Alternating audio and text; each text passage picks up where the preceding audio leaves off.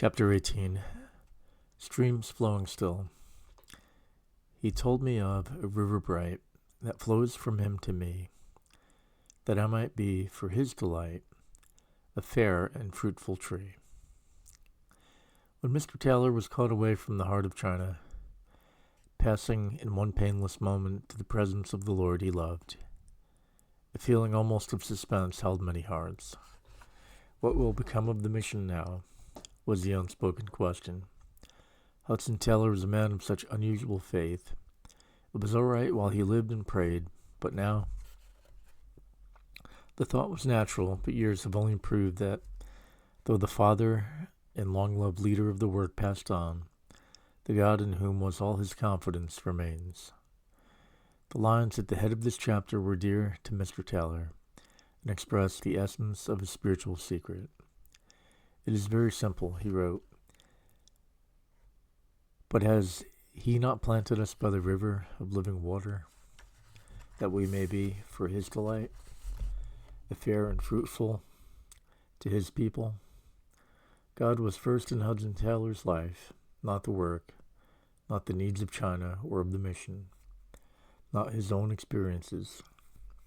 He knew that the promise was true, delight yourself also in the Lord, and he will give you the desire of your heart. And is the promise less true for us today? Let the experience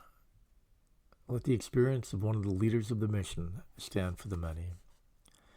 The work is always increasing, Miss Soltow wrote. Were it not for the consciousness of Christ as my life, hour by hour, I could not go on. But he is teaching me glorious lessons of his sufficiency, and each day I am carried forward with no feeling of strain or fear of collapse. Streams flowing still, how true it has been in the experience of the enlarged and ever-growing mission. The main facts as to the developments of the last 30 years are given in an appendix, and wonderful facts they are. But here we would only refer, as we turn from the past to the present, to the practical side of Mr. Taylor's spiritual life. He knew that the thought expressed by one deeply versed in the things of God is true. God does not give us overcoming life. He gives us life as we overcome. To him, the secret of overcoming lay in daily, hourly fellowship with God. And this, he found, could only be maintained by secret prayer and feeding upon the word through which he reveals himself to the waiting soul. It was not easy for Mr. Taylor, in his changeful life, to make time for prayer and Bible study, but he knew that it was vital. Well do the writers remember traveling with him month after month in northern China, by cart and wheelbarrow with the poorest of inns at night, often with only one large room for coolies and travelers alike. They would screen off a corner for their father and another for themselves, with curtains of some sort, and then after sleep at last had brought a measure of quiet, they would hear a match struck and see the flicker of candlelight, which told that Mr. Taylor, however weary, was poring over the little Bible and 2 volumes always at hand. From 2 to 4 a.m. was the time he usually gave to prayer, the time when he could be most sure of being undisturbed to wait upon God. That flicker of candlelight has meant more to them than all they have read or heard on secret prayer. It meant reality, not preaching, but practice. The hardest part of a missionary career, Mr. Taylor found, is to maintain regular, prayerful Bible study. Satan will always find you something to do, he would say, when you ought to be occupied about that, if it is only arranging a window blind. Fully would he have endorsed the weighty words, take time. Give God time to reveal himself to you. Give yourself time to be silent and quiet before him, waiting to receive, through the Spirit, the assurance of his presence with you, his power working in you. Take time to read his word as in his presence, that from it you may know what he asks of you and what he promises you. Let the word create around you, create within you a holy atmosphere, a holy heavenly light in which your soul will be refreshed and strengthened for the work of daily life. This is a quote from Andrew Murray, The Secret of Adoration. It was just because he did this that Hudson Taylor's life was full of joy and power. By the grace of God, when over 70 years of age, he paused, Bible in hand, as he crossed the sitting room in Lausanne, and said to one of his children, "I have just finished reading the Bible through today for the 40th time in 40 years." And he not only read it, he lived it. Hudson Taylor stopped at no sacrifice in following Christ. Cross-loving men are needed, he wrote in the midst of his labors in China. And if he could speak to us today, would it be not to call us to that highest of all ambitions, that I may know him, the one we too supremely love, and the power of his resurrection, and the fellowship of his sufferings? Can we not hear again the tones of his quiet voice as he says, "There is a needs be for us to give ourselves for the life of the world. An easy, non-self-denying life will never be one of power. Fruit-bearing involves cross-bearing. There are not two Christ, an easygoing one for easygoing Christians, and a suffering, toiling one for exceptional believers. There is only one Christ. Are you willing to abide in him, and thus to bear much fruit?" Appendix. When Mr. Hudson Taylor laid down the leadership of the mission in 1900, 5 years before his home call, the China Inland Mission numbered 750 missionaries. In 1932, its membership is 1,285. The income while Mr. Taylor was directing the work and sustaining it with his prayers ran into millions of dollars, unasked, except of God, no less than $4 million.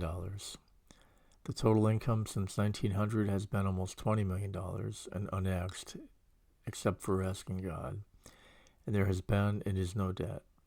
700 Chinese workers were connected with the mission, rich answer to Mr. Taylor's prayers, and the converts baptized from the commencement numbered 13,000. Today there are between 3,000 and 4,000 Chinese workers connected with the CIM, and the baptism since 1900 alone numbered 100,000. Not unto us, O Lord, not unto us, but unto your name give it glory. Mr. Taylor was unique in his relation to the work, of which he was founder as well as director. No one in this sense could take his place. Yet in the leader God raised up to follow him, a gift no less unique has been given.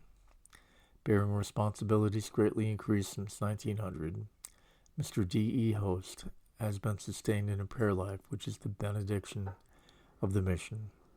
While under his guidance, through years of storm and stress, the work has gone steadily on from strength to strength.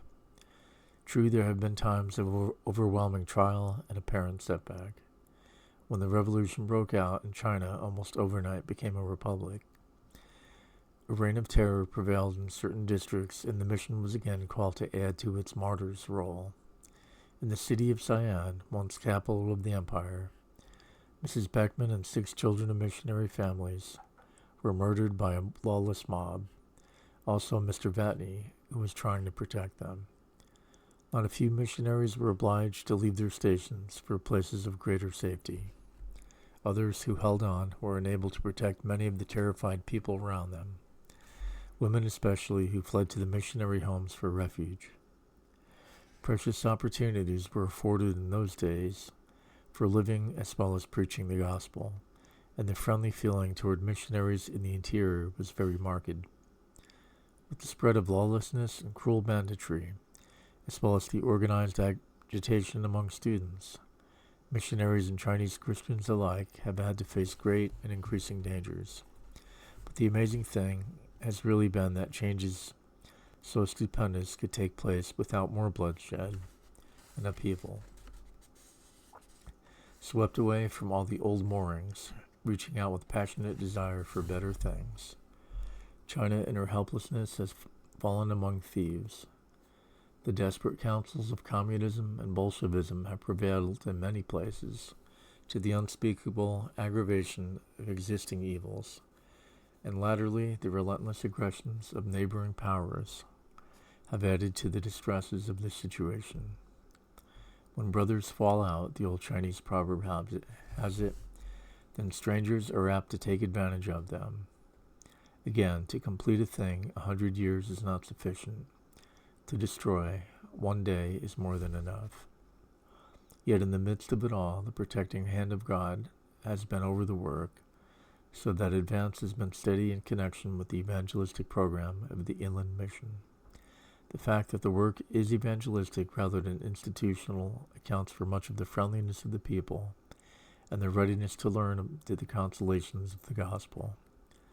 Never had there been such opportunities as there are today for the sale of Christian literature and the witness of loving hearts to the saving power of Christ. The healing of his seamless dress is the healing that China needs, and many are the wounded hearts turning to him for life and hope amid conditions of despair. That such an hour is no time for retrenchment in the missionary enterprise must be manifest to all who look to God, who look up rather than look at circumstances. This it is that has called the China Inland Mission of recent years out from a policy of waiting into a glorious advance along the lines of Mr. Taylor's latest and greatest vision. With regard to the fresh realization that came to him of the Lord's plain meaning in his definite commission, preach the gospel to every creature.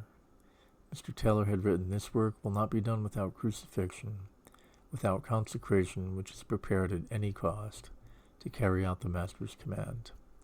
But given that, I believe in my inmost soul that it will be done. If ever in my life I was conscious of being led of God, it was in the writing and publication of those papers, titled To Every Creature. Living seed, though it fall into the ground and die, will yet bring forth fruit." Mr. Taylor had long gone to his reward when a second baptism of suffering was permitted 5 years ago in the overwhelming distress of 1927. More than 600 members of the mission were obliged to evacuate their stations in that tragic year, when Western governments, alarmed at a new and fierce outbreak of anti-foreign agitation, ordered their nationals to withdraw from the interior. This was inspired by propagandists from Moscow who incited the Chinese soldiery and student body to acts of violence, particularly directed against missionaries and other foreigners, and so the large majority of missionaries all over China were forced to leave their stations, their beloved converts and the work of years, and make their way to the coast. Thus, almost before they were aware of it, several hundred CIM missionaries, among others, found themselves out of inland China, with the door closed behind them. To provide for these refugees in the overcrowded settlements imposed a heavy burden on the funds of the mission. 14 houses had to be rented in Shanghai alone and furnished in some sort, and all the traveling expenses had to be met out of straitened resources. For many supporters of the mission at home, seeing that the work was for the time being largely at a standstill, found other channels for their missionary giving, and had the China Inland Mission been depending on its donors rather than on the living God, the outcome might have been very far from what it was. But God is equal to all emergencies, as Mr. Taylor loved to remind himself and others, and his dealings with the CIM in the financial crisis of 1927 constitute one of the most marvelous answers to prayer that the mission has ever known. The following are the facts. The income of the mission fell off in that 1 year not by thousands, but by tens of thousands of dollars. With largely increased demands upon its resources, and with strict adherence to its principles of making no appeal for financial help, and of never going into debt, how was this situation to be met? With an income diminished by no less than $114,000. Yes, God is equal to all emergencies. In that year he was pleased to work in an unexpected way. Money transmitted to China from the home countries has to be changed into silver currency at a rate which is always fluctuating. But that year the fluctuation, strange to say, seemed steadily in favor of the mission funds.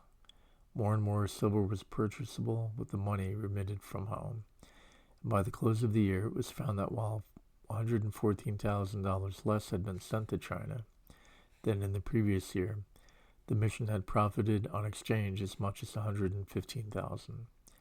Thus all needs were met, and that year of special trial became one of overflowing praise. And as to the matter of the closed door, Dr. Glover continues, it was indeed a sad hour, and the outlook from the human point of view was dark enough. Would the door of missionary opportunity ever reopen? The question was variously answered by the skeptical, the worldly wise, and the discouraged. But there were missionaries, and those of the CIM happily among the number, whose anointed eye saw the situation in a very different light. That the blow came directly from Satan, and with intent to ruin the work of missions, they doubted not. But did the word anywhere teach that God's servants were ever to accept defeat at the hands of Satan? Assuredly not. Had Satan at any time succeeded through persecution in destroying the cause of Christ? Far from it. Paul, the great missionary, testified that the persecutions which befell him had fallen out rather unto the progress of the gospel, and he followed on to exhort his fellow workers to be in nothing terrified by your adversaries. Nothing in the New Testament missionary record is more impressive than the way oppression and persecution from the enemy were repeatedly made by God the very means of advancing the missionary enterprise. Every such assault of the adversary today, therefore, should become the occasion of a forward movement issuing in fresh expansion and enlarged results. Now that it is just the way the China Inland Mission was led to regard the adverse situation with which it was confronted, was missionary work in China at an end? How could it possibly be, with China's Great Commission unrevoked, and the task of giving the gospel to China's millions still very far from completed? At whatever cost, the work must go on, and so the mission went upon its face before God in fervent prayer for the reopening of the door and for clear guidance as to its future plans. Those were days of deep heart-searching, Dr. Glover goes on to testify, as well as of earnest prayer. And it was then, right in the middle of the trial, that God gave vision and conviction for a great advance. For it was then that, on the basis of a comprehensive survey of the whole CIM field, the leaders of the mission felt clearly to appeal to God and his people for not 100, but 200 additional workers for a forward movement of a strongly evangelistic character. Hardly could the constituency of the mission at home have been more rejoiced and impressed than when this appeal was received. It was recognized to be of God, the outcome of much prayer, and at once new life began to be felt in all parts of the work. The 2 years in which the new missionaries were expected, not only asked for, passed quickly, and though faith was tried in various ways, not least by strong counterattacks of the adversary in China, the story has been of one of profound encouragement and blessing. Not only did 1931 witness the outgoing of the last parties of the 200, 91 of whom were from North America, but the provision made for their reception in China was no less remarkable. The headquarters of the mission in Shanghai, which had long been inadequate for the needs of the work, were replaced during that year by the much larger, more suitable premises God has provided, without a cost of a single cent to the mission. An opportunity came, in answer to much prayer, to sell the old premises for 65 times their original cost. They had been the gift of a member of the mission, now with the Lord, who after more than 40 years was thus enabled to provide the new headquarters for the growing work just when they were so urgently needed. And the new buildings were ready in time to receive the splendid parties of last fall, when over 100 new workers arrived in China for the China Inland Mission in the brief period of 1 month. Much more was included in that wonderful provision than the wisest leaders in the mission could foresee. For when, early in the present year, The wholly unexpected attack was made upon Shanghai by Japanese forces. Much of the fighting centered in and around the very district in which the former headquarters of the China Inland Mission had been located. Just in time had the guiding hand of God led to the change which moved the mission premises 3 miles further back into the international settlement to a position of greater safety. Who but he could have foreseen and provided in this wonderful way to meet a situation so unexpected and acutely distressing? Yes, he is caring still for the needs of his own work. Little wonder that the China Inland Mission stands foursquare on the old truths upon which it was founded. Little wonder that it commemorates with thankfulness the centenary this year, 1932, of the birth of its Father and God, the leader whose faith and obedience brought it into being. Thank God there is not one of its 1,285 missionaries who cannot and does not joyfully reiterate today the conviction of its founder. The living God still lives, and the living Word is the living Word, and we may depend upon it. We may hang upon any word God ever spoke or caused by His Holy Spirit to be written. Oh, make but trial of His love, experience will decide. How blessed are they, and they alone, who in His truth confide. Fear Him, you saints, and you will then have nothing else to fear. Make but His service your delight, your wants shall be His care.